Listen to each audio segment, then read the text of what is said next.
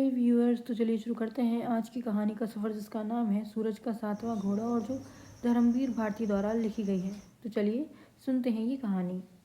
उसकी 2 बेबियां मर चुकी हैं। तेहाजू है लड़का, मुझसे 4-5 साल छोटा होगा। थाली क्यों खिसका दी, ना खाओ मेरी बला से, क्यों नहीं ढूंढ के लाते। इस बात को लेकर दोनों पति पत्नी में बहुत कहासुनी हुई। अंत में जब पत्नी पान बनाकर ले गई और पति को समझाकर कहा, लड़का तिहाजू है तो क्या हुआ।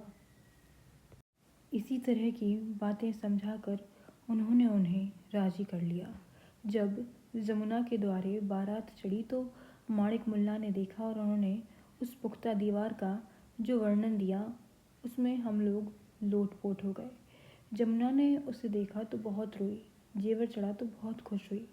चलने लगी तो यह आलम था कि आंखों से आंसू नहीं थमते थे, हृदय में उमंगें नहीं थमती थीं।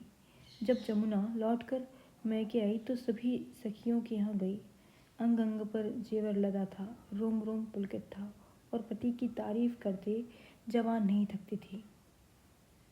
अरे कम्मो, वो तो इतने सीधे हैं कि ज़रा सी 3-5 नहीं जानते।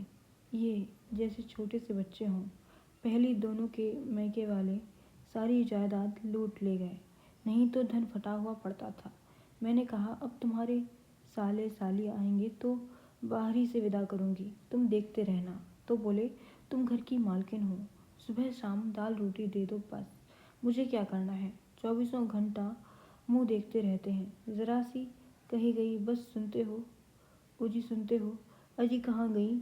मेरी तो नाक में दम है कम्मो, मोहल्ला पड़ोस वाले देख देख कर जलते हैं। मैंने कहा, जितना जलोगे उतना जलाऊंगी। मैं भी तब दरवाज़ा खोलती हूँ जब धूप सिर पर चढ़ाती है, और ख्याल इतना रखते हैं कि मैं आई तो 250 रुपये ज़बरदस्ती ट्रंक में रख दिए। कहा, हमारी कसम है जो इसे ना ले जाओ। लेकिन जमुना को जल्दी ही ससुराल लौट जाना पड़ा, क्योंकि एक दिन उसके पिता बहुत परेशान हालत में रात को 8 बजे बैंक से लौटे और बताया कि हिसाब में 127 रुपये 13 यानी कि कमी पड़ गई है। अगर कल सुबह जाते ही उन्होंने जमा ना कर दिया तो हिरासत में ले लिए जाएंगे। यह सुनते ही घर में सियाप्पा छा गया और जमुना ने झट ट्रंक से नोट की गड्डी निकाल कर छप्पर में खोस दी। और जब माँ ने कहा, बेटी उधार दे दो, तो ताली माँ के हाथ में देकर बोली, देख लो ना, संदूक में 2-4 दोनियाँ पड़ी होंगी। लेकिन जमुना ने सोचा, आज बला टल गई तो टल गई, आखिर बकरे की माँ कब तक खैर मनाएगी। इतना तो पहले लुट गया है, अब अगर जमुना भी माँ बाप पर लुटा दे तो अपने बाल बच्चों के लिए क्या बचाएगी। अरे माँ बाप के क्या दिन के हैं, उसे सहारा तो उसके बच्चे ही देंगे ना। यहाँ पर माणिक मुल्ला कहानी कहते कहते रुक गए और हम लोगों की ओर देखकर बोले, प्यारे मित्रों, हमेशा याद रखो कि नारी पहले माँ होती है, तब और कुछ। इसका जन्म ही इसलिए होता है कि वह माँ बने, सृष्टि का क्रम आगे बढ़ावे, यही उसकी महानता है। तुमने देखा कि जमुना के मन में पहले अपने बच्चों का ख्याल आया। जमुना अपने होने वाले बच्चों का ख्याल करके अपनी ससुराल चली गई और सुख में रहने लगी। सच पूछो तो यही जमुना की कहानी का खात्मा होता है। लेकिन आपने तो घोड़े की नाल दिखाई थी, इसका तो जिक्र आया ही नहीं। ओह, मैंने सोचा देखो तुम लोग कितने ध्यान से सुन रहे हो। और तब उन्होंने उस नाल की घटना भी बताई। असल में जमुना के पति तिहाजू यानी पुख्ता दीवार पर, उनमें और जमुना में उतना ही अंतर था जितना पलस्तर उखड़ी हुई पुरानी दीवार और लिपे पुते तुलसी के चौतरे में। इधर उधर के लोग इधर उधर की बातें करते थे, पर जमुना तन मन से पति परायण थी। पति भी जहाँ उसके गहने कपड़े का ध्यान रखते थे, वही उसे भजन अमृत, गंगा महात्म्य, गुटखा, रामायण आदि ग्रंथ रत्न लाकर दिया करते थे, और वह भी उन्हें पढ़कर लाभान्वित हुआ करती थी। होते होते यह हुआ कि धर्म का बीज उसके मन में जड़ पकड़ गया और भजन कीर्तन कथा सत्संग में उसका चित्त रम गया, और ऐसा रमा कि सुबह शाम दोपहर रात वह दीवानी घूमती रहे।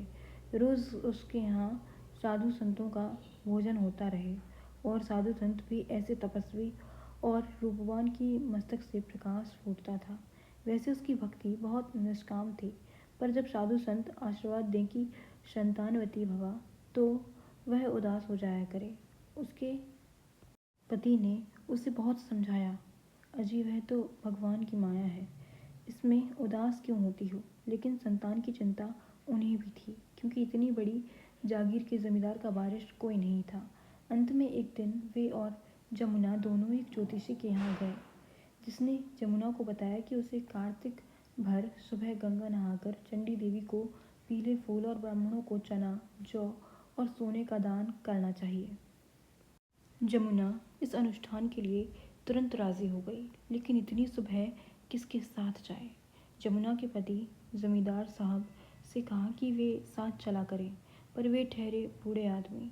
सुबह जरा सी ठंड हवा लगते ही उन्हें खांसी का दौरा आ जाता था। अंत में यह तय हुआ कि रामधन तांगे वाला शाम को जल्दी छुट्टी ले लिया करेगा और सुबह 4 बजे आकर तांगा जोत दिया करेगा। जमुना नित्य नियम से नहाने जाने लगी। कार्तिक में काफ़ी सर्दी पड़ने लगती है और घाट से मंदिर तक उसे केवल एक पतली रेशमी धोती पहनकर फूल चढ़ाने जाना पड़ता था। वह थर थर थर थर काँपती थी। एक दिन मारे सर्दी के उसके हाथ पैर सुन्न पड़ गए और वह वहीं ठंडी बालू पर बैठ गई और यह कहा कि रामधन अगर उसे समुची उठाकर तांगे पर न बैठा देता तो वह वहीं बैठी बैठी ठंड से गल जाती। अंत में रामधन से ना देखा गया। उसने एक दिन कहा, बहू जी आप काहे जान दे पर उतारू हो, ऐसन तपस्या तो 12 मईयों ने न करी हुई है। बड़े बड़े जोशी का कहाँ कर लियो, अब एक गरीब मनई का भी कहाँ के लेव। जमुना के पूछने पर उसने बताया, जिस घोड़े के माथे पर सफ़ेद तिलक हो, उसके अगले बाएं पैर की घिसी हुई नाल चंद्र ग्रहण के समय अपने हाथ से निकालकर उसकी अंगूठी बनवाकर पहन लें तो सभी कामनाएं पूरी हो जाती हैं। लेकिन जमुना को यह स्वीकार नहीं हुआ, क्योंकि पता नहीं चंद्र ग्रहण कब पड़े। रामधन ने बताया कि चंद्र ग्रहण 2-3 दिन बाद ही है, लेकिन कठिनाई यह है कि नाल अभी नया लगवाया है, वह 3 दिन के अंदर कैसे घिसेगा और नया कुछ प्रभाव नहीं रखता। तो फिर क्या हो रामधन, तुम ही कोई जुगत बताओ। मालकिन एक ही जुगत है। क्या? तांगा रोज़ कम से कम 12 मील चले, लेकिन मालिक कहीं जाते नहीं, अकेले मुझे तांगा ले नहीं जाने देंगे। आप चलें तो ठीक रहे, लेकिन हम 12 मील कहाँ जाएंगे। क्यों नहीं सरकार, आप सुबह ज़रा और जल्दी 2-2:30 बजे निकल चलें। गंगा पार पक्की सड़क है, 12 मील घुमाकर ठीक टाइम पर हाजिर कर दिया करूँगा। 3 दिन की ही तो बात है। जमुना राज़ी हो गई और 3 दिन तक रोज़ तांगा गंगा पार चला जाएगा। रामधन का अंदाज ठीक निकला और तीसरे दिन चंद्र ग्रहण के समय नाल उतरवा कर अंगूठी बनवाई गई। और अंगूठी का प्रताप देखिए कि जमींदार साहब के यहाँ नौबत बजने लगी कि और नर्स ने पूरे 100 रुपये की बख्शीश ली। जमींदार बेचारे वृद्ध हो चुके थे, उन्हें बहुत कष्ट था, बारिश भी तो हो चुका था। भगवान ने उन्हें अपने दरबार में बुला लिया। जमुना पति के विछोह में धाड़े मार मार कर रोई, चूड़ी कंगन फोड़ डाले, खाना पीना छोड़ दिया। अंत में पड़ोसियों ने समझाया कि छोटा बच्चा है, उसका मुंह देखना चाहिए, जो होना था सो हो गया, काल बली है, उस पर किसका बस चलता है। पड़ोसियों के बहुत समझाने पर जमुना ने आंसू पोंछे, घर बार संभाला। इतनी बड़ी कोठी थी, अकेले रहना एक विधवा महिला के लिए अनुचित था। उसने रामधन को एक कोठरी दी और पवित्रता से जीवन व्यतीत करने लगी। जमुना की कहानी खत्म हो चुकी थी, लेकिन हम लोगों को शंका थी कि माणिक मुल्ला को यह घिसी नाल कहाँ से मिली। उसकी तो अंगूठी बन चुकी थी। पूछने पर मालूम हुआ कि एक दिन कहीं रेल सफ़र में माणिक मुल्ला को रामधन मिला।